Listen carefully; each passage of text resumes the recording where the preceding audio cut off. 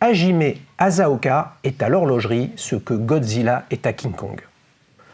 Ou alors ce que Actarus est à Iron Man. Une autre facette de l'horlogerie, plus discrète, plus créative peut-être, surtout complémentaire des blockbusters suisses. Membre de l'Académie horlogère des créateurs indépendants, il décide, beaucoup d'autres devraient le faire, de créer et de vulgariser son génie créatif avec des modèles plus accessibles. C'est ainsi qu'il a créé la marque Kurono Tokyo et on a la chance exceptionnelle, tellement les volumes sont faibles, de découvrir avec Antoine la Kurono Tokyo Grand Agan, l'un des modèles les plus mystiques de la marque. Et oui, ce n'est pas l'homme qui a vu l'homme qui a vu l'homme, et ainsi de suite, qui a vu une Kurono Tokyo, mais bien un client, un vrai, qui nous raconte tout sur sa montre. C'est parti pour un nouvel épisode de Petite Montre entre amis.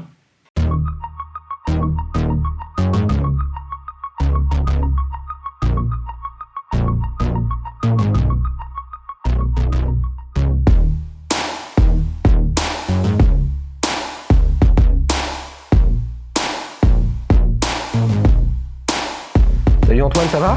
Ça va et toi ? Eh ben écoute, ça va bien. Konnichiwa. Il ne parle pas japonais, les amis, ça tombe bien. Vous pourrez nous reprendre sur toutes les prononciations, comme langue ensene. Vous voyez, là en japonais, vous allez moins faire les guignols, les amis, je le sens. Il porte sa montre à la main droite. Ouais. Tu es venu avec ? Ouais. Je peux la voir ? Ouais, bien sûr. Je vais essayer de l'essayer, comme on dit.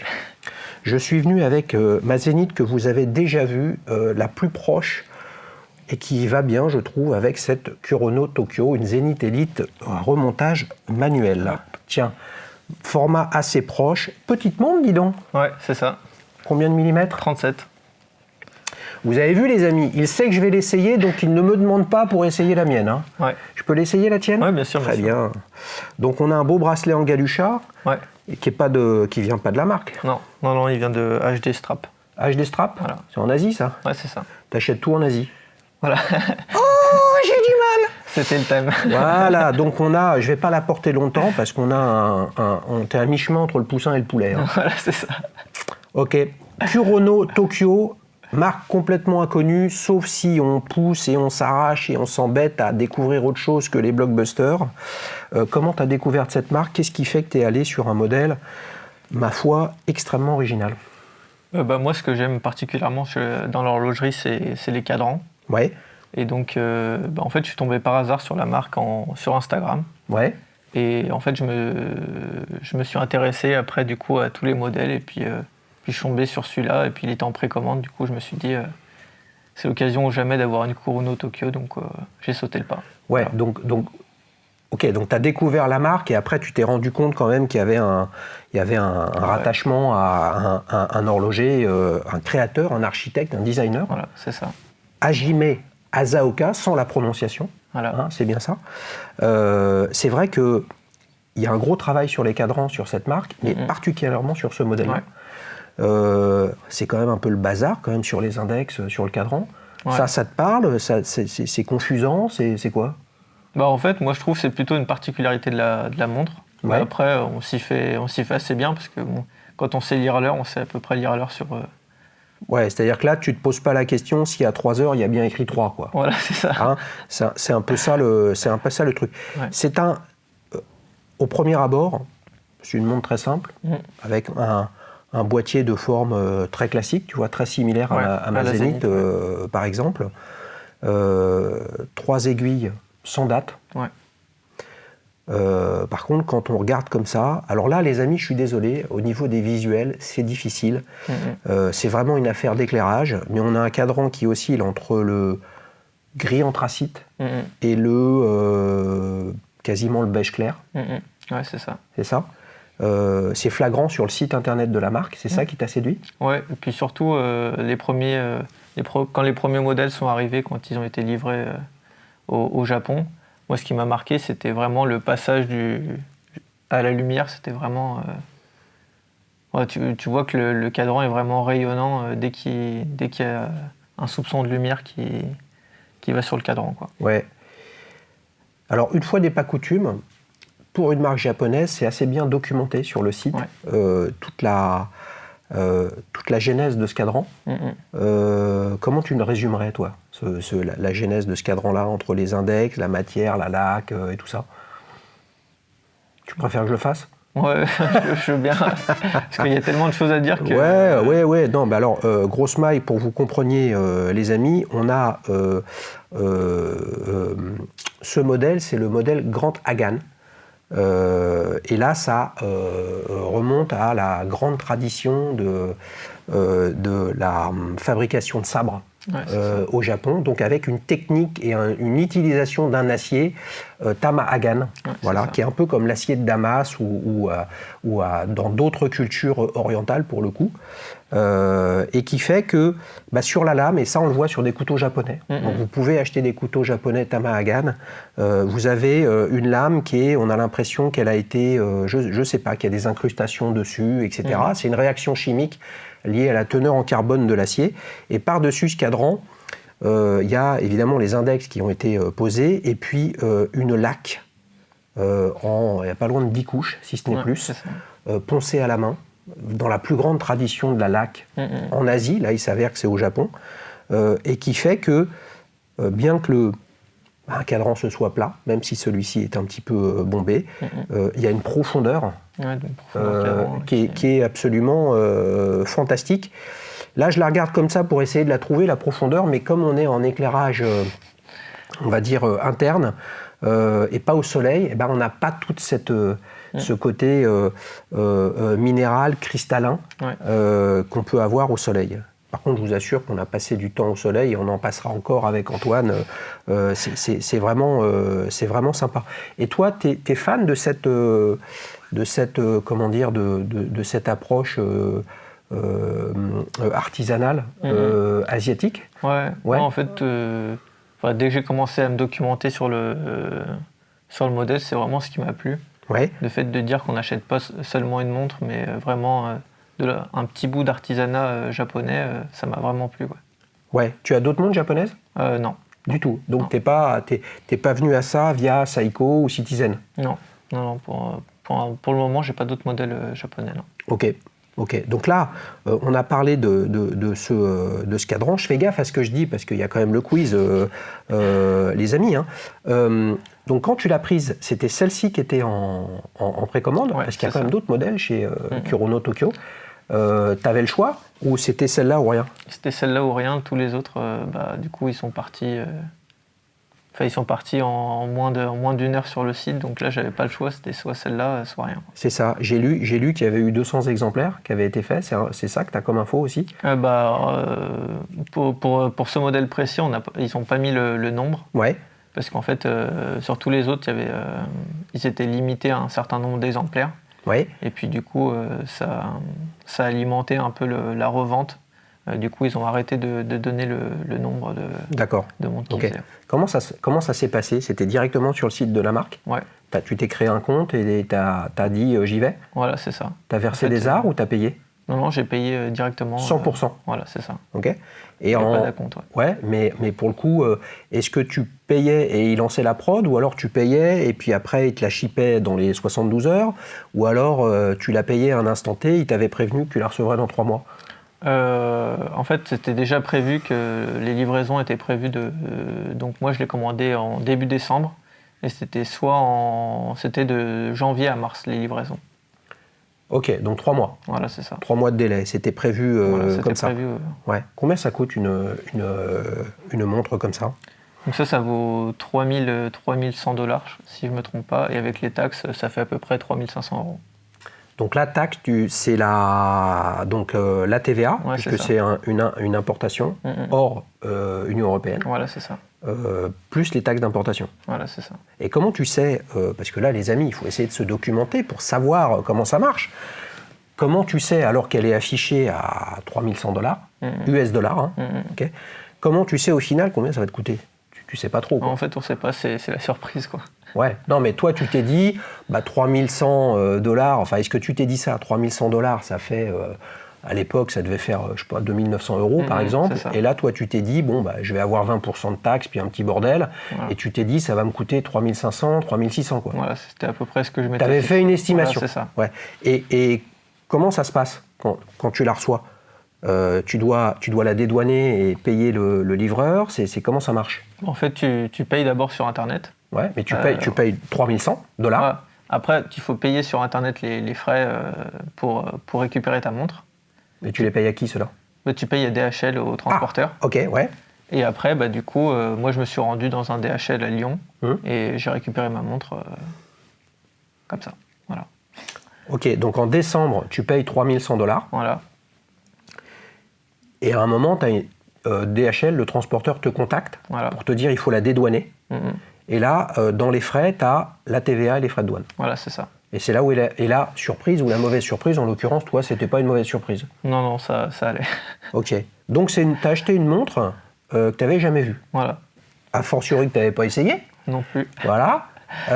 Donc, tu vas payer, tu étais à Lyon, tu vas payer DHL à Lyon. Là, tu récupères la montre ou c'est juste le paiement? Non, tu récupères. Enfin, moi, j'ai payé DHL en ligne et après, je suis allé récupérer ma montre une Ok. semaine après. Alors, ça arrive comment? Tu as une belle boîte? Tu as quelque chose? Tu as quoi? Bah, en fait, t'as un grand carton Kuruno Tokyo. Et puis. Attends, grand carton, comme ça ou comme ça? Non, Ouais. à peu près cette taille. Ouais. Et puis à l'intérieur, du coup, t'as un sac, un tote bag qui allait un peu à l'effigie de la marque. Et puis après, bah, t'as la boîte avec une surboîte un peu cartonnée. Et puis après, t'as une jolie boîte qui n'est pas en bois ou comme dans certaines marques, mais qui c'est assez joli, ouais. Qui est quoi? Qui est laqué aussi? Non, Non?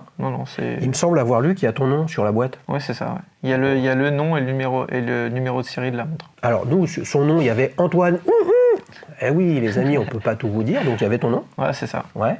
Mais il me semble avoir vu sur leur site internet qu'ils ont, alors c'est peut-être que des accessoires, des boîtes justement avec toute l'approche esthétique, créative et artisanale des boîtes laquées. Ouais, c'est mais ça. ça, c'est en accessoire, Voilà. c'est pas fourni avec la montre. Non, c'est pas fourni. Ah, et là, tu étais déçu? Tu pensais que tu allais avoir une belle boîte ou pas? Ouais, j'étais pas trop déçu. Après, T'attendais rien, quoi. Voilà. Ouais. Je savais pas à quoi m'attendre. Ok, alors là, essaye de te remémorer, là, tu fermes les yeux. Ouais.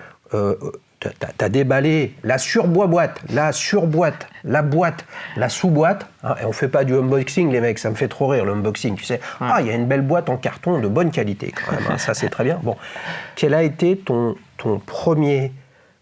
puisque vous le savez, on ne peut pas faire deux fois une première impression. Ta première impression, là, tu as pris une petite décharge d'adrénaline. C'était comment? Bah, franchement, c'était... Je m'attendais pas à ça parce qu'en fait, comme tu as dit, quand on n'est pas à la lumière, le cadran laqué, il ressort vraiment noir. En fait, c'est vraiment dès que je l'ai mis à la lumière que je me suis... Donc ta première impression, c'est de te dire « Ah merde, elle est terne ». Voilà, c'est ça. Ah ouais, et là tu t'es mis au soleil. Il y a parfois du soleil, les amis, à Lyon, ça dépend où vous êtes, hein, côté Saône ou côté Rhône, hein, parce que là, ça peut être un petit peu sombre. Là, tu l'as mis au soleil et là, voilà, ça s'est éliminé directement. magique. Magique, ok. Là, on a un bracelet HD Strap. HD Strap, ils sont contactables sur Instagram. Ouais, c'est ça, ouais. Ils sont dans quel pays? En Vietnam? Au Vietnam, ouais. Vietnam, ouais. Donc, bracelet en galucha. Ça veut donc dire que tu avais un autre bracelet avant. Ouais, c'est ça, c'était un bracelet en cuir de veau, simple, noir. Qui te plaisait pas? Moi, je le trouvais assez simple. Trop simple? Ouais, trop simple. Je voulais un peu personnaliser ma montre, du coup, c'est pour ça que j'ai opté pour le... Moi, je vais le chauffer, les amis, parce que pour le coup, en préparant cet épisode, je suis allé sur le site de Kuruno Tokyo. Ouais. Il y a des superbes bracelets. Ouais. En Là, tu t'es pas dit... ouais. Ah, il n'y en a plus? Bah non, on peut pas les acheter. Alors, vous savez que je suis un grand fan de maroquinerie. Et là, il y a des bracelets d'abord avec une forme qui est à pan coupé, qui est vraiment intéressante. Mais ça, à la limite, c'est presque secondaire. Mais vous avez un travail sur la teinture, dye en anglais, qui rappelle les fleurs, hein, les cerisiers japonais, qui rappelle les tatouages. Ouais. Alors, je pense que c'est pas facile à porter, mais c'est absolument sublime. Et là, avec un modèle comme ça, là, ce serait une tuerie, quoi. Est-ce à dire que s'ils étaient dispo, 157 $ US, alors on va dire plus 20%, plus truc pour machin, ça va faire 180 €. Ouais. Franchement, un bracelet comme ça à 180 €, voir les grosses merdes que vous pouvez avoir de grandes marques qui vous vendent ça en boutique à 240 balles, un truc usiné, bref, là il y a vraiment quelque chose d'intéressant. Si c'était dispo, t'en prends? Ah bah directement, ouais. Mais écris-leur. Ouais, il faudrait. Ah, il y a Jimmy, I need a strap. Voilà, c'est ça. Ouais, t'as essayé? Non, ou t'as juste vu qu'il n'y en avait pas? Non, j'ai juste vu qu'il n'y en avait pas, du coup, peut-être les prochains qui sortiront, je tenterai ma chance. D'accord. Voilà. Ok. Revenons un petit peu sur le cadran, si ça ne t'ennuie pas. Les aiguilles, vraiment sympa aussi. Ouais, vraiment sympa. Elles sont typées de chez Hajime Asaoka ou c'est spécifique à Kurano Tokyo? Je pense que c'est plus spécifique Kurono Tokyo. Ouais. Il me semble pas que Kurono, là, c'est là, vous voyez, que c'est pas facile. Je sais que je radote, hein, mais tous les termes, tous les noms communs, les prénoms, les noms, etc. Japonais, c'est quand même pas facile. Moi, j'ai vraiment beaucoup aimé ces aiguilles parce que on a l'aiguille des heures qu'on va qualifier de feuille et l'aiguille des minutes. On va les qualifier de cathédrale, c'est-à-dire deux types d'aiguilles très très différents. Une aiguille des secondes assez classique, mais là sur les aiguilles c'est quand même très très très différent, quoi. Voilà. Alors les index, qu'est-ce que tu en penses? Parce que figurez-vous qu'il y a des choses expliquées sur le site internet, et puis il y en a d'autres qui ne sont pas sur le site internet de la marque et que j'ai réussi à trouver, mais en fait ça se voit pas tout de suite. Est-ce que tu sais ce à quoi je pense? Je crois que c'est le 7, ça veut dire... C'est Hagan. Le 7 ici? Oui, le 7 ici, ouais. Je crois que c'est Hagan. Je crois que celui qui est au centre de la montre, c'est pour représenter le nom de la montre. Oui. Et puis après... Ah, il y a autre chose, je pense que tu ne l'as pas lu. Ouais. C'est pas un reproche, les amis, mais je l'ai trouvé sur un site, je ne me souviens plus lequel, etc. Donc tu as tous les index de la montre qui sont en kanji ancien, donc en koji, c'est ça. Ça s'appelle comme ça, sauf les index à 11h et à midi, qui eux sont en kanji moderne. Et si tu regardes bien, tu vois que le travail comment j'allais dire lithographie, mais c'est pas ça le terme, enfin bref, des polices, c'est pas du tout le même. Ah oui. C'est beaucoup plus simple à 11h et à midi. Il s'avère qu'en fait le koji ancien est encore utilisé pour les nombres, parce que c'est tellement compliqué à écrire un nombre en koji ancien que ça évite sur des documents la falsification où quelqu'un irait trafiquer les lettrines, le lettrage, etc. C'est quand même un truc de fou, quoi. Mais ça veut dire que finalement, si tu te plonges pas là-dedans, on pourrait presque dire que c'est une montre qui est quelconque et illisible. Voilà, c'est ça. Ben là, toi, tu te dis quoi alors? T'es en train d'apprendre le kanji ancien? Ah, t'as pas fini, hein? Non, mais c'est vraiment... il faut vraiment se plonger dedans pour comprendre le délire de la montre. C'est ça qu'on attend quand même dans une jeune marque. Jeune marque, qu'elle soit issue d'un grand horloger indépendant, créatif. Ce qu'on attend quand même, c'est de se poser la question, mais quel est le message? What is the message, les amis? Ok, calibre à l'intérieur, qu'est-ce qu'il y a? C'est un Miyota 90 S5. Ça, c'est le Miyota haut de gamme, ça? Ouais, c'est ça. Ouais. Est-ce que... C'est drôle parce que là, on a une montre qui est la seule chose qui est écrite dans un alphabet que l'on connaît, nous, dans les pays francophones, anglophones, etc. Japan Made. C'est la seule chose qu'on peut comprendre sur le cadran sans avoir à creuser précisément. C'est une montre qui est intégralement fabriquée au Japon. Oui, c'est ça. Donc tous les composants, même le calibre, du coup, sont Japan Made. Bah ouais, mais ça, c'est qui est intéressant, les amis, il faut s'interroger sur le sujet. Il y a beaucoup de jeunes marques françaises, américaines, anglaises, etc. On leur reproche de mettre des calibres Seiko, Miyota à l'intérieur, des calibres automatiques. super robuste, enfin calibre mécanique à remontage automatique, calibre super robuste, fiable, il n'y a rien à dire, etc. Ouais. Et puis toutes ces marques essayent à un moment d'intégrer du Swissmade parce que c'est mieux, puis là c'est complètement l'opposé. Voilà. C'est-à-dire qu'en fait pour un japonais comme Asaoka, mettre du Swissmade en fait c'est une grosse connerie quoi. C'est ce qu'on a compris dans son approche. Ouais. Mais imagine toi dedans il y aurait du Swissmade. Ouais. Ça changerait quelque chose pour toi ou finalement ça en est secondaire? Bah, ça perdra un peu de son charme, je trouve. Du charme et de l'exotisme japonais. Parce que je trouve que si tout est fait au Japon, pourquoi mettre un Swissmade alors qu'il y a aussi des très bons mouvements au Japon, quoi. Ouais, c'est vrai. C'est vrai. Et puis pour le coup, la marque, bon, voilà. Jusqu'où c'est quelque chose qui touche au marketing ou qui touche simplement de la sincérité. Le choix de mettre un mouvement japonais, c'est parce que c'est une montre japonaise. Et puis c'est aussi d'après le fondateur de la marque, qui est le designer sur ce projet-là, c'est que le mouvement Miyota dont tu parles est pour lui supérieur à ce qu'un 3 aiguilles sans la date, donc sur une base état 28-24, le Miyota est de meilleure facture, plus performant, je ne sais pas. Ok. Mais mine de rien, ça veut donc dire une montre intégralement japonaise, là, tu es quand même à 3500 balles. Quoi. Ouais. Et est-ce que ça t'a interpellé, ça? Bah, moi, Parce qu'à 3500 balles, il y a quand même des marques aujourd'hui qui te sortent du calibre 10 manufacture. En revenons pas sur le sujet, je pense que c'est pas le moment. Tu as quoi, par exemple? Tu as les dernières Tudor.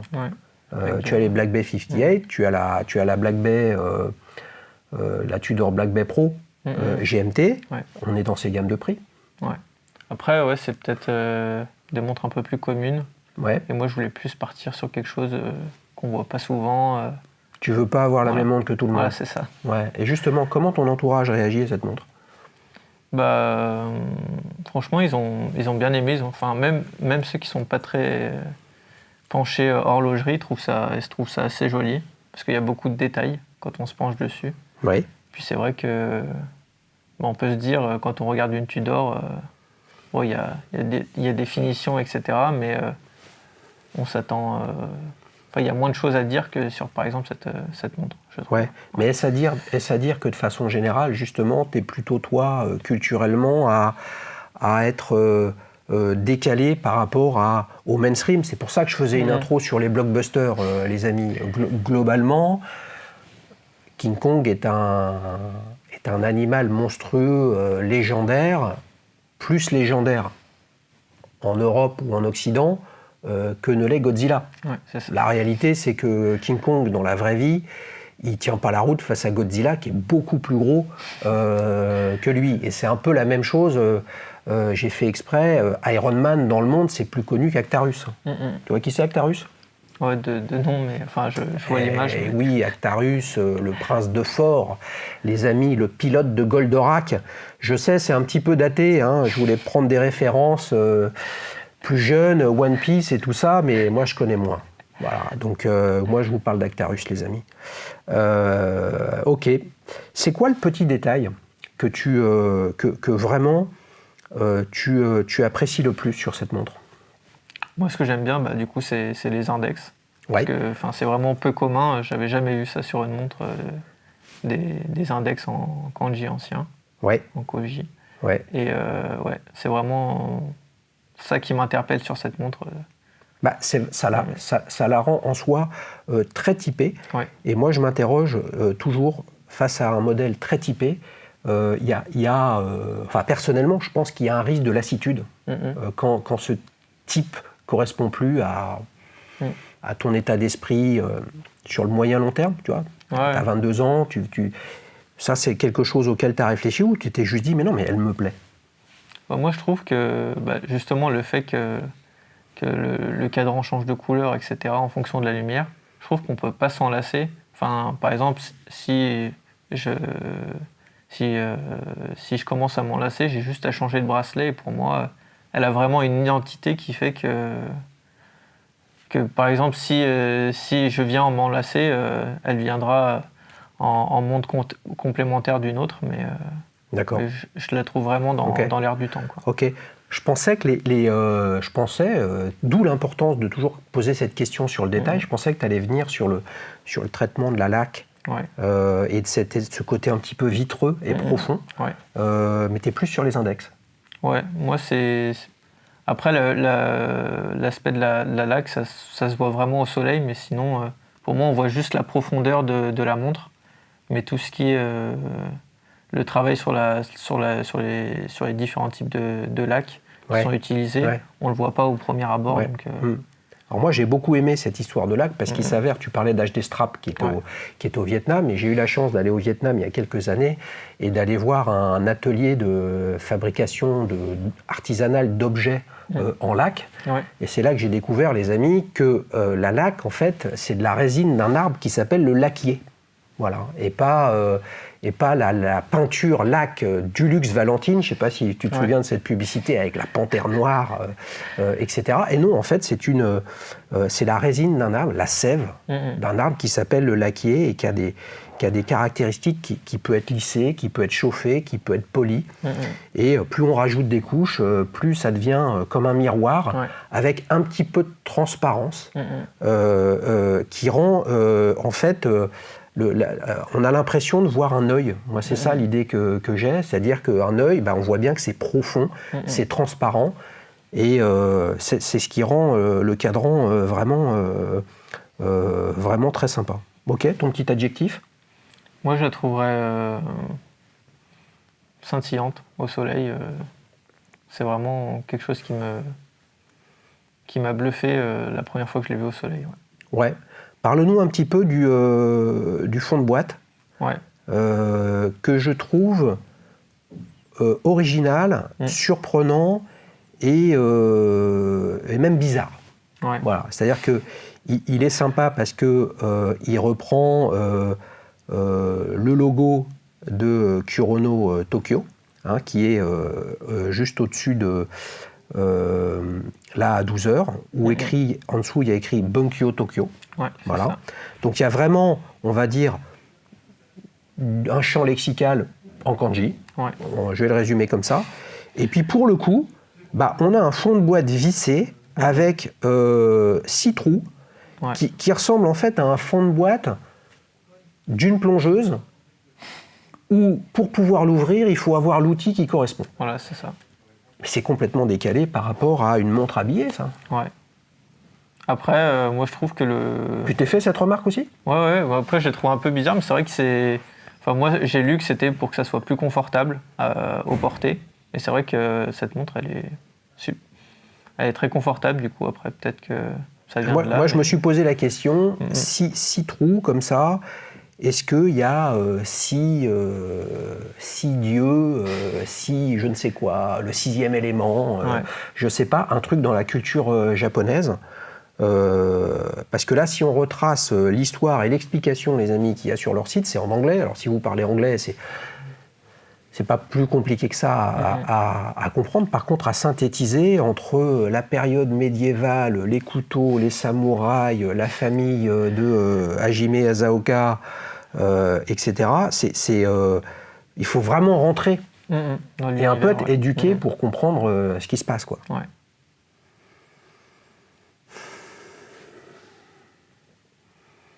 Je sens qu'il va revenir un jour avec un autre modèle de Kurono Tokyo. Là, ils ont sorti les chronos, t'as vu ça ? Ouais, les chronos, ils sont sympas. Sold out, il n'y en a plus ? Ouais, directement, Les amis, cela dit, moi, je trouve ça génial. Ouais. Parce que être un maître horloger qui fabrique des montres exceptionnelles de finition, tourbillon, etc., qui a permis d'ailleurs à Hajime Asaoka d'être membre de l'Académie horlogère des créateurs indépendants avec Vianney Alter, avec Philippe Dufour, avec Calabrese, avec Kari Voutilanen, etc. Il y en a quand même beaucoup.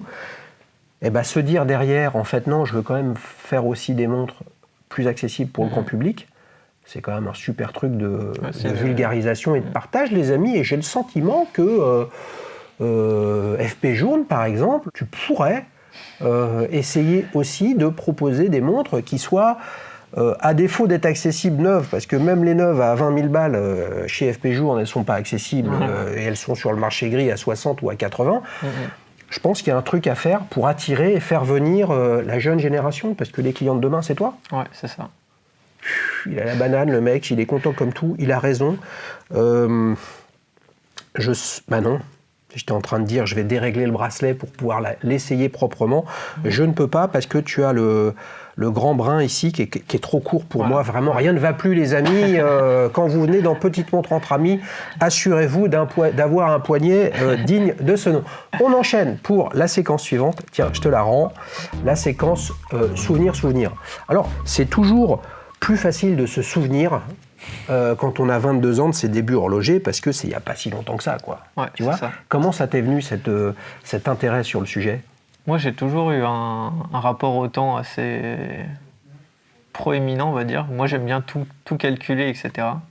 Et ouais, j'ai eu ma première montre, je devais être en 6e à peu près. C'était une Quicksilver, donc avec affichage digital, avec l'alarme. Parce que moi, je suis je pense que j'irai après un peu sur des modèles avec des alarmes, parce que j'adore mettre soit les minuteurs, donc voilà.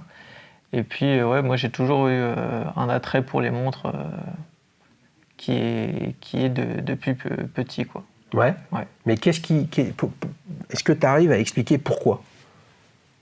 T'as peur d'être en retard, tu veux être à l'heure, t'aimes bien que ta journée soit rythmée? Ouais, voilà, j'aime bien que ma journée soit rythmée, que je mette un laps de temps pour faire une chose et puis après passer à autre chose. J'aime bien que ça soit carré et chronométré. Ouais. Voilà.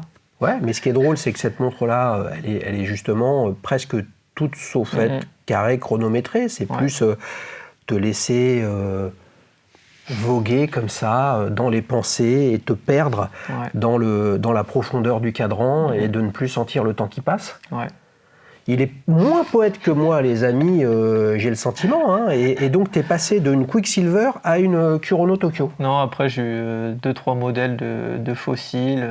J'ai eu aussi une Bomberg, c'est de marque suisse. Bomberg? Ouais, c'est ça. Jamais entendu parler. Voilà. BOM, BERG? Ouais, c'est ça. Et c'est quoi comme type de montre? C'est un peu style Seiko. Enfin, c'est des petites montres un peu habillées.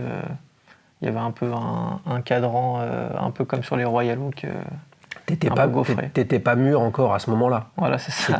Tu voyais plus ça comme une montre qui avait un style qui te plaisait à un instant T, mais peu importe ce que c'est, peu importe ce que ça raconte. Voilà, c'est ça. Ouais, pas plus d'importance que ça. Ok. Et l'élément déclencheur qui te fait passer d'une Quicksilver digitale purement fonctionnelle, on va dire, à de la fashion watch, sans aucun mépris ni rien, mais bon, simplement, elle est belle, elle te plaît, etc. Qu'est-ce qui t'a fait passer quand même à une marque totalement improbable, peu ou pas de visibilité en France et en Europe, une montre de spécialiste? Pourquoi t'es pas allé sur tu vois, une Tag Heuer, par exemple, qui est un peu l'entrée moyenne gamme, Tag Heuer, Tissot, l'entrée moyenne gamme du Swiss Made? Qu'est-ce qui fait que t'es allé sortir une marque obscure japonaise? Après, je pense que c'est aussi le moyen d'être différent, encore une fois, de se différencier des autres. Et tu veux pas que ton voisin ait la même montre que toi. Voilà, c'est ça. Voilà. Ben, c'est clair, il est venu en TGV. Les amis, dans le TGV, personne n'avait de Kurono Tokyo. Voilà, c'est ça. On est d'accord. Hein? Non, mais voilà, toujours cette... Donc, tu as envie d'avoir quelque chose de différent. Voilà. Ouais. Bah, c'est intéressant parce que ça, pour le coup, la différence aujourd'hui sur le marché de l'horlogerie, finalement, c'est soit tu as beaucoup d'argent, voire une quantité illimitée, et tu arrives à t'acheter une montre rare dont la rareté est liée au prix. Ouais. Et là, en l'occurrence, 3005, les amis, beaucoup de gens ne peuvent pas se le payer, n'oublions pas, mais ça reste l'entrée milieu de gamme de l'horlogerie mécanique, quelle que soit la marque, somme toute. Ouais, c'est ça. Ouais. Mais tu voulais un truc de différent. Voilà. Je sens qu'il va nous sortir un truc pour sa prochaine montre, les amis. On va se régaler. Mais avant ça, on va voir s'il arrive à gagner la casquette, parce que ça, c'est une casquette rare. Alors, est-ce que tu es prêt pour le quiz? Ouais, je suis prêt. T'es chaud? Ouais. T'as envie de gagner une casquette? Ah bah, j'ai envie de gagner 3-0. Ouais. Il a envie de gagner 3-0. Ça fait très longtemps que ce n'est pas arrivé à l'Olympique Lyonnais. Tu suis un peu l'OL? Je suis un peu. Ouais, la saison est difficile. Hein. Difficile. On va essayer de lui remonter le moral, les amis, avec une belle victoire. 3-0, ça fera du bien. Alors, est-ce que tu es prêt? Ouais, je suis prêt. Première question, les amis, il n'y a pas d'ordre, vous le savez, je ne fais que lire les questions. Cherchez l'erreur parmi ces 3 modèles de la collection Grand Series. Ok. Réponse A, Grand Havane. Réponse B, Grand Hagan. Réponse C, Grand Hakan.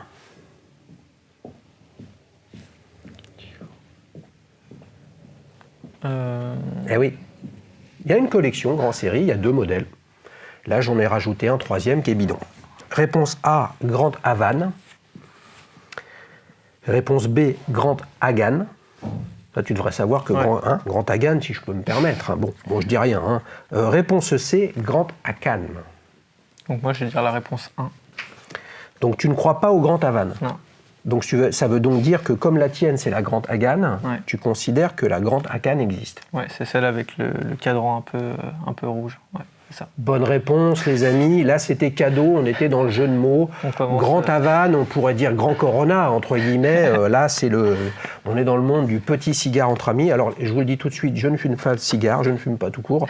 Et là, j'y arrive pas, moi, le cigare. Je peux comprendre qu'on peut vraiment se régaler. Grand Hakan, exactement, c'est un modèle qui est assez similaire en termes de traitement du cadran. Il y a une grosse nuance, par contre, c'est que les index sont radiants, avec des chiffres arabes, et que ça, quand même, ça change. Je trouve que ça change tout. Un peu type comme sur une Nomos, les chiffres radiants, les index. Je trouve que ça enlève beaucoup de charme et d'exotisme à la montre. C'est le même boîtier, même boucle, même calibre. Tu fais un bon début. Ouais. Et il est content, il mène 1-0, c'est pas mal. Allez, on enchaîne à la 2e question. Comment Hajime Azoaka essaye-t-il de préserver ces modèles Kurono de la spéculation? Comment essaye-t-il de lutter contre la spéculation sur ces modèles? Parce que figurez-vous que ça commence. Réponse A. Le nom du client est gravé au dos du fond de boîte.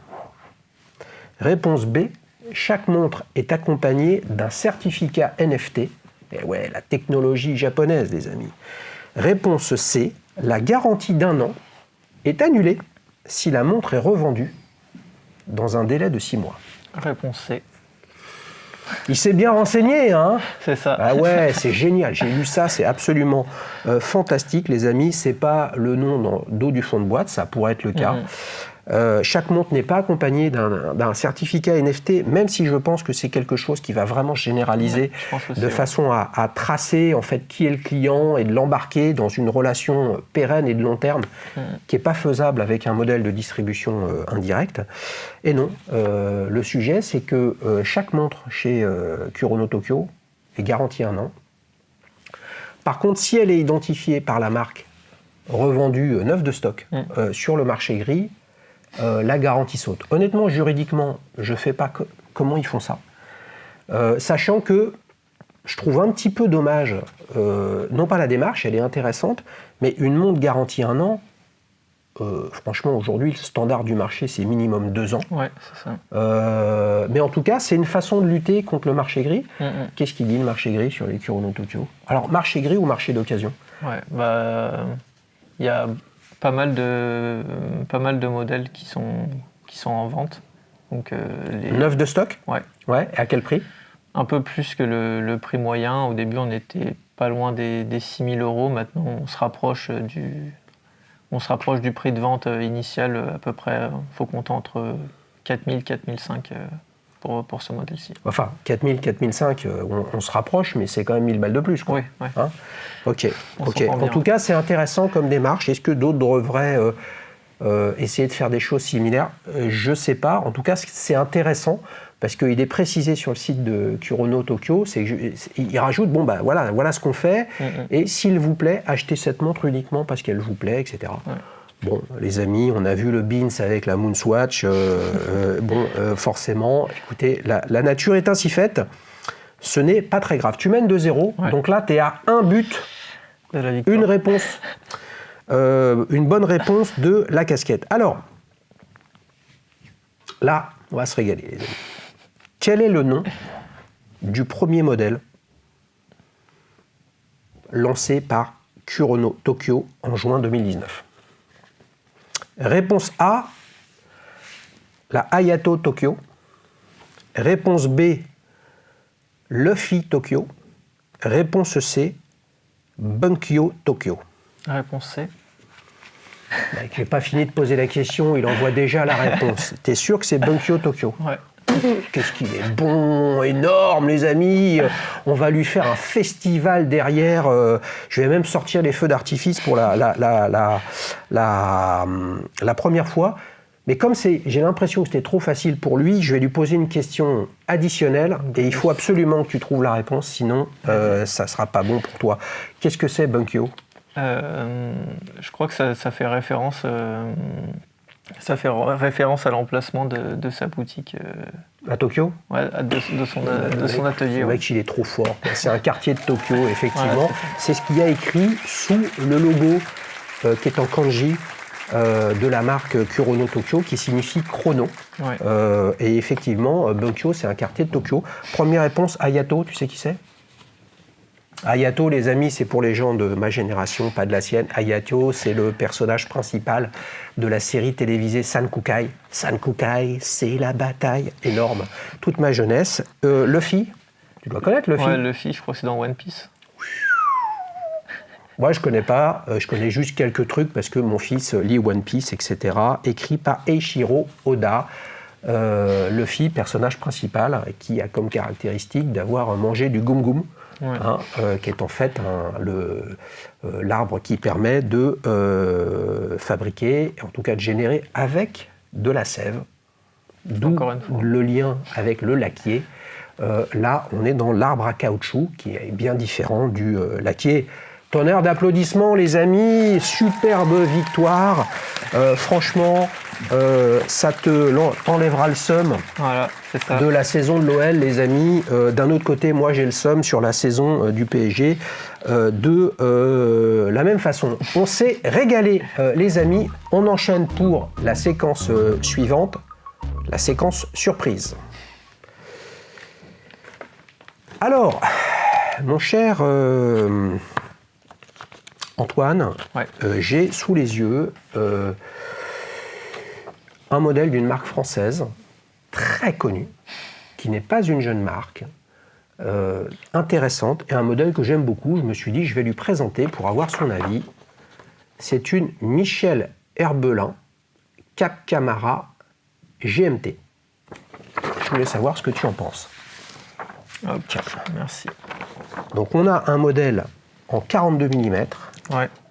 Assez fin, voire vraiment fin, 10,35 mm d'épaisseur, couronne décalée, que ce soit celle du remontage de la montre, du réglage de la montre ou de la lunette avec justement la lunette 24 heures. 1490 €, les amis, ouais. Avec un look tendance, discuté, conspué, pas toujours aimé. Moi, j'aime beaucoup, et je me suis dit, je voulais te faire réagir à ça. Ouais. Qu'est-ce que tu en penses ?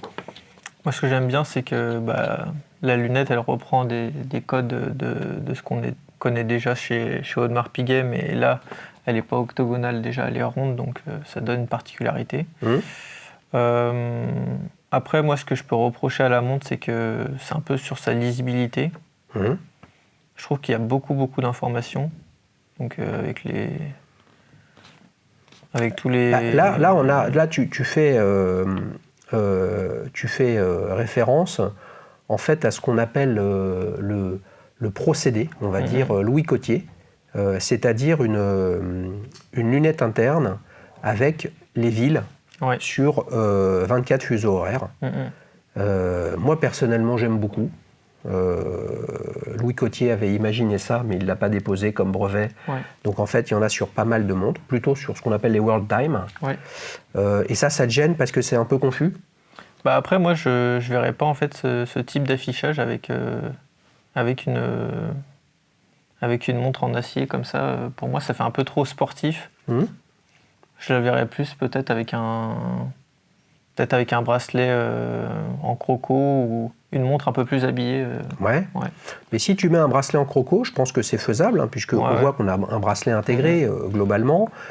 Ça enlèverait le charme de ce bracelet qui est vraiment très très réussi, qui ressemble à nul autre. Et puis tu vois, tu me parles du Royal Oak.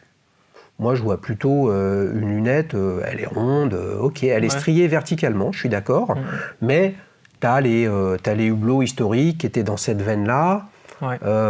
C'est pas impossible, les amis, mais pour le coup, je m'excuse, je n'ai pas regardé quand est-ce que Michel Herbelin avait lancé la Cap Camara, mais ça fait quand même un bout de temps. C'est pas impossible que la première Cap Camara de ce type-là soit sortie avant la MDM hublot. Donc au-delà de ce que tu y vois ou de ce que tu y vois pas, c'est un petit peu chargé en termes de cadran pour toi. Comment tu trouves l'esthétique générale de la montre, qui est quand même assez originale. Sinon, à ce moment-là, dès qu'il y a une lunette World Time, les amis, toutes les montres se ressemblent. Vous connaissez mon point de vue, elles se ressemblent toutes. Il y a des aiguilles pour donner l'heure, elles sont souvent rondes, il y a un cadran. Elles sont en acier, c'est toutes les mêmes, Donc là, c'est quand même bien différent.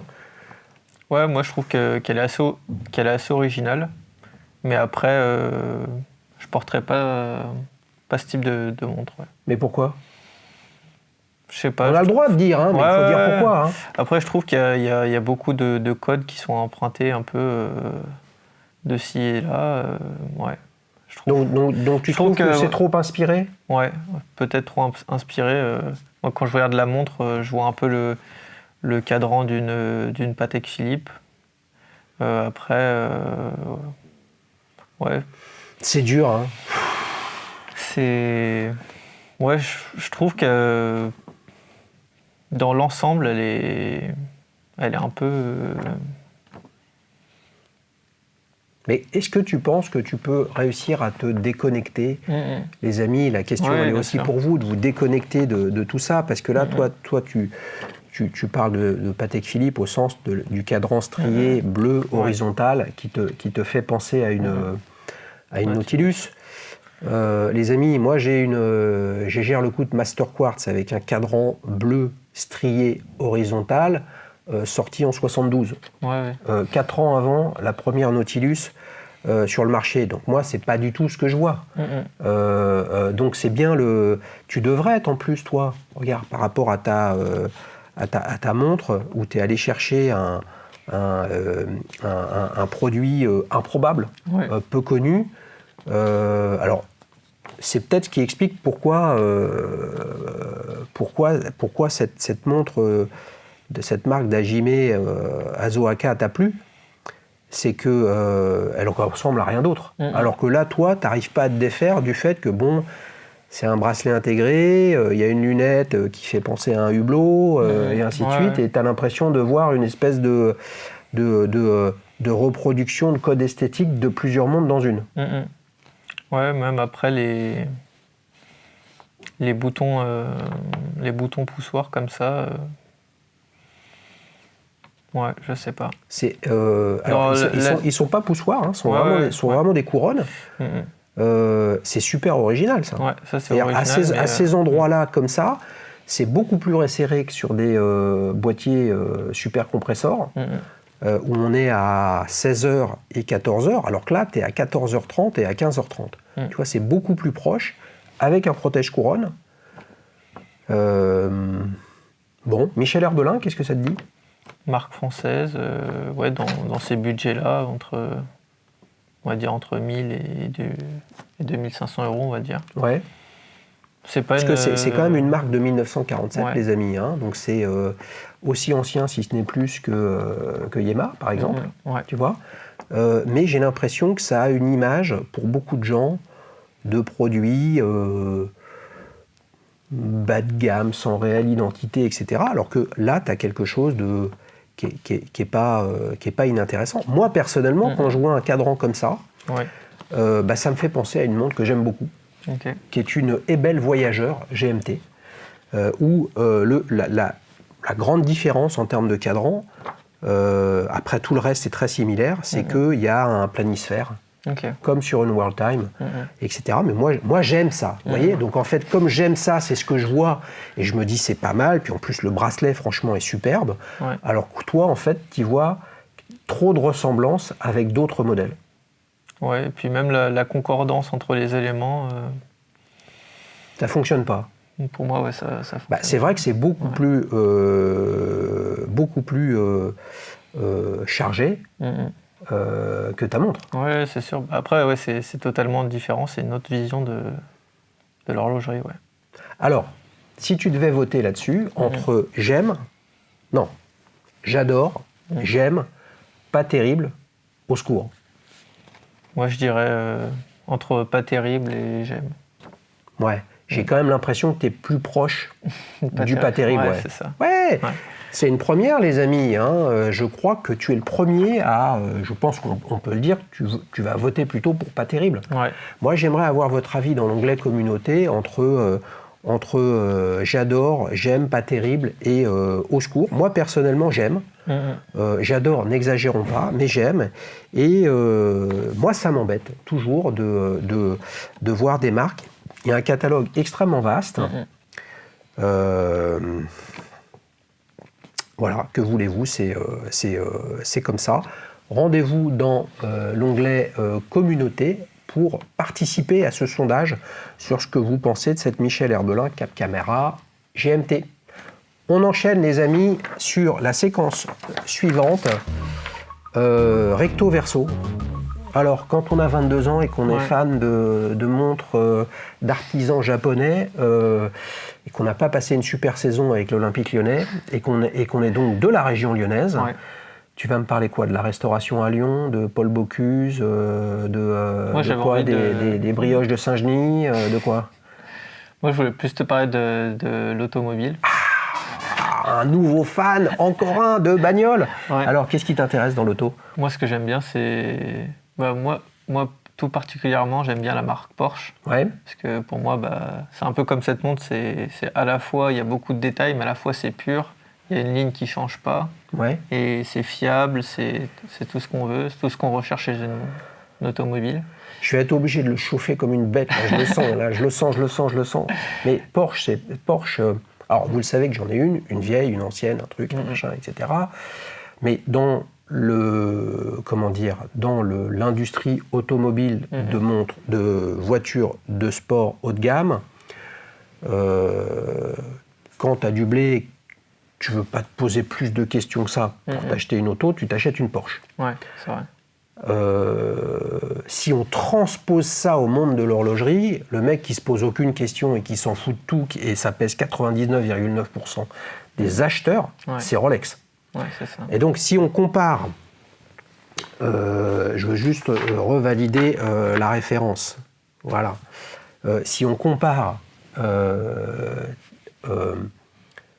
tu vois, tu as pris une Kurono Tokyo Grand Hagan, à 3005, tu aurais pu avoir un modèle très identifiable. Tu aurais pu prendre une Black Bay 58, tu vois, super demandé, branché, très réussi, il n'y a absolument aucun doute. Et tu as fait le choix j'ai un modèle que personne ne reconnaît et une marque que personne ne connaît. Mais dans les bagnoles, t'es Porsche. Pourquoi tu vas pas sur Saline, Speaker, Koenigsegg, Pagani Zonda, enfin donc des marques que personne ne connaît sauf les fans. Ah, t'es en difficulté là, hein? Après, c'est pas le même budget. Après, oui, si on parle en termes d'exclusivité, c'est... Ouais, mais c'est pas le même budget. Mais aujourd'hui, sauf à ce que tu nous dises ou que tu nous dises pas que tu en as une de Porsche, c'est vrai que c'est pas le même budget. Mais là, si on parlait de ton intérêt pour Porsche en termes de rêve, pourquoi tu rêves pas d'une Saline? Tu vois, pourquoi tu rêves pas d'une Bugatti? Ouais. Tu préfères Porsche? Bah après, moi je trouve que c'est des très belles autos, mais après, je trouve cette marque, ça allie la performance et le fait qu'on puisse s'en servir tous les jours. Après, j'aime bien les marques comme Koenigsegg, etc. Mais je trouve que c'est un peu plus des voitures showroom ou une voiture qu'on va sortir une fois dans l'année pour un rassemblement. Mais Ah, et t'es obligé après, on va la regarder t'es obligé dans de son freiner, garage, de te mettre au ralenti pour passer le dodan de façon à relever les suspensions, le béquet, le truc, et puis de repasser, quoi. Voilà, c'est ça. Ouais. Pour moi, c'est très beau, c'est de l'art, mais pour moi, l'aspect pratique passerait avant. Mais est-ce que tu es quand même d'accord que ton approche de l'automobile de sport, Ouais. je parle pas de course, hein, Ouais. de sport, est presque, et c'est ça qui est intéressant les amis, c'est pour ça que je le chauffe, l'opposé Ouais. de ton approche sur les montres. Après, Tu vois ouais. Parce que là, au volant d'une Porsche avec une Kurono Tokyo, là, il n'y a personne. À mon avis, tu es tout seul. Ouais. D'accord Par contre, une Porsche récente avec une Rolex, là, il y a beaucoup de monde. Ouais. Donc, ce serait quoi Après, j'aime bien une auto de sport japonaise Ouais. avec une Kurono Tokyo, ça pourrait être quoi? Qu'est-ce qu'il y a de sympa dans les autos de sport japonaises? Bon, on partirait. Moi aussi, j'aime Ouais, bien. c'est une Nissan GTR, Ouais, un truc Nissan comme ça? GTR, ouais, j'aime bien. Ouais. J'aime beaucoup le Nissan GTR. Après, on peut aller. Ouais, mais le jour où tu as une Nissan GTR, il faut Ouais. que tu passes sur la chaîne d'Akram. Hein. Ouais, c'est ça. Là, les amis, là, je peux pas lutter contre Akram Junior ni JMK. Ils ont des milliards de millions d'abonnés, Ouais. les mecs. Tu vois? Nissan GTR, pas mal. Il y a une version encore plus radicale. Ouais, de la Nismo. Ouais. Ouais. Ça envoie du pâté. Hein. Ouais. Ça, c'est. Et tu suis un peu la course automobile aussi? Ouais, j'aime bien un peu de regarder la Formule 1. Ouais. Après, le rallye, etc., un peu moins. Un peu moins. Mais, Formule Endurance? 1, ouais. Non, pas trop. Ah, les amis, 10-11 juin ou 11 et 12 juin, 24 heures du Mans. Cette année, si vous voulez vous régaler, passez un week-end entre potes. C'est bien organisé, vous pouvez vous garer, vous pouvez aller au camping, c'est cool, superbe ambiance. T'es déjà allé au Mans? Non, mais j'aimerais bien. Oh, là, il faut y aller. Et puis en plus, je veux dire, le taulier historique depuis toujours au Mans, c'est Porsche. Voilà, c'est Hein, Porsche. il y a eu des fenêtres avec Audi, avec Ferrari il y a longtemps, avec Ford, etc. Mais je veux dire, il y a les virages Porsche. Ouais. Hein, voilà, il y a les virages Porsche, les amis, exceptionnels. Hein, c'est un endroit fabuleux pour regarder la course. On enchaîne? Ouais. C'est parti pour ta prochaine montre. Alors, 22 ans, celle-là, tu l'as depuis 4 mois. Ouais, c'est ça. Qu'est-ce que tu as dans le tuyau? Moi, ce que j'aimerais bien, c'est continuer sur la vague un peu des japonaises et aller vers une Grand Seiko. Oui. Voilà, moi, le modèle que j'affectionne en ce moment, c'est la SBGA 415. Alors, SBGA, déjà, on sait que c'est du Grand Seiko, Voilà. mais 415, c'est laquelle? En fait, c'est pas celle avec le cadran rosé, Oui. c'est celle avec le cadran un peu qui tire vers le gris. Ouais, mais C'est alors un peu attends. avec les- Ok, mais c'est quartz, spring drive ou mécanique? Non, c'est mécanique, ouais. Mécanique, ok. 3 aiguilles date. Ouais, date. Et la texture du cadran est comment? Je sais pas si tu sais, ça fait un peu essuie-glace, je sais pas si c'est Comme si on avait passé un pinceau de gauche voilà, à droite. c'est ça. Ouais. Ok, plutôt gris. Ouais. Qu'est-ce qui te plaît dans cette montre? Moi, ce que j'aime bien, toujours le grand fan des cadrans. Ce que j'aime bien aussi, c'est qu'il y a un détail bleu. La trotteuse, elle est bleue. Ouais. Et puis après aussi, le fait qu'elles sont en titane. Hum. Je trouve c'est un matériau. J'aimerais bien essayer avoir une montre. Et tu l'as essayé? Non, pas encore. Où est-ce qu'on peut essayer des grands Seiko à Lyon? Meyer, il en fait? Je crois qu'ils font Grand Seiko, mais sinon il y a une boutique Seiko avec des grands Seiko, mais je sais pas si elle est dispo. Donc là, tu te dis bientôt, why not? Parce qu'attends, là, t'es à quoi? Je peux me tromper, je connais pas bien leur prix, mais t'es à 6000, 6005? Ouais, là on est à 6008 Ouais. et sur le marché de l'occasion, celle-ci on peut la trouver à 5005. Eh oui, Ouais. les amis, c'est un invité de la chaîne, Bruno, qui me disait l'autre jour, on parlait de Grand Seiko, parce qu'à Ouais. force avec les invités, bah forcément, on se côtoie, on discute, etc. Et l'une des problématiques de Grand Seiko, me disait-il, c'est que alors c'est une opportunité pour les acheteurs, mais c'est que ça cote pas du tout. Et c'est même difficile à revendre. Donc là, tu irais l'acheter sur le marché seconde main ? Ouais, peut-être. Tu l'essayes quand même ? Ouais, moi j'aimerais bien l'essayer avant. Après, je trouve pas que forcément l'expérience client fasse de mettre plus de 1003 en plus pour acheter la montre neuve, quoi. Ouais, mais là, tu as acheté la Kurono Tokyo sans l'avoir essayée. Ouais. Avec le petit coup de stress au début, en fait, elle est noire, quoi. Voilà, tu vois, c'est ça. Hein, donc là, tu vas quand même essayer de l'essayer, parce qu'en plus, c'est un billet, 5005, là. Ouais. Non, je vais essayer d'affiner aussi mon choix, pour voir aussi avec le cadran rosé que j'aime bien aussi. Ouais. Mais pourquoi une japonaise ? C'est le concept de l'émission, les amis. On a le droit de dire ce qu'on veut, mais il faut expliquer pourquoi. Hein. Je sais pas, je trouve qu'ils ont une approche de l'horlogerie qui est un peu différente de celle des Suisses, avec une approche qui est surtout axée sur les détails, sur les finitions. Et puis je trouve qu'aller vers une Grand Seiko, c'est une évolution logique si on veut rester dans la japonaise. Ouais. Parce qu'après, sinon, on a d'autres micro-marques japonaises, mais là, déjà, il y a plus d'attente. Et puis en plus... c'est plus cher. Voilà. Les prix s'envolent, donc pour l'instant, c'est pas... Ouais. J'ai fait une petite liste de marques japonaises qui est pas aboutie, comme une liste d'ailleurs de toutes les marques. Hein. J'ai bientôt dépassé les 1000, les amis, vous vous rendez compte. J'ai identifié 10-12 marques au Japon. Ouais. Et c'est vraiment le grand écart. Hein. Seiko, Citizen, Orient, Casio. Donc là, on est dans l'industrie, avec tout ce qui va avec, hein, les gros volumes. Et puis, parfois, on se dit, mais je comprends pas, celle-là de Seiko, elle est à 300 balles, et j'ai l'impression qu'il y a la même à côté à 3000. Donc, il y a un spread de prix qui est absolument colossal. Donc, c'est soit des montres d'industriels, avec toute la précision, le savoir-faire, les machines, etc. Ou alors, à l'opposé, des montres de créateurs, comme Hajime, et qui pour le coup a sorti cette marque plus grand public. Ouais. Mais en fait, c'est soit la grosse industrie, les gros volumes, soit l'artisanat très cher. Quoi. Voilà, c'est ça. Il n'y a pas d'entre-deux, quoi. Ouais, c'est assez surprenant. Je pensais qu'il y avait